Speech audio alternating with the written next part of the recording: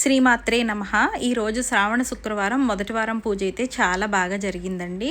ముందైతే ఉదయాన్నే లేచి కళ్ళాపు వేసుకొని, ముగ్గులు వేసుకొని, గడపకు కూడా కొంచెం పసుపు రాసుకొని, బొట్టులు పెట్టుకొని, తర్వాత అమ్మవారికి కావలసిన నైవేద్యాలు చేశాను. ముందైతే ఆవు పాలతో పరవన్నం వండానండి. తర్వాత అమ్మవారికి ఇష్టమైన పులిహోర కూడా కలిపానన్నమాట, చింతపండు పులిహోర. తర్వాత నెయ్యితో పోపు పెట్టుకున్న శనగలు. ఈ వారానికైతే ఈ 3 నైవేద్యాలు చేశాను. తరువాత అమ్మవారిని అందంగా పత్ర పుష్పాలతో, పసుపు, కుంకుమ, అక్షితలతో అందంగా అలంకరించుకున్నానండి. ఆ తర్వాత వండుకున్న నైవేద్యాలన్నీ సమర్పించేసుకొని ధూపదీపములతో, అష్టోత్తర శతనామావళితో, లలితా సహస్రనామాలతో పూజ అయితే చాలా బాగా జరిగిందండి.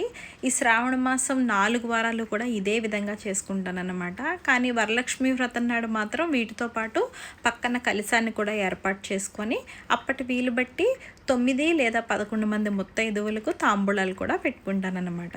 మా ఇంటి మొదటి శుక్రవార పూజ అయితే ఇలా జరిగిందండి.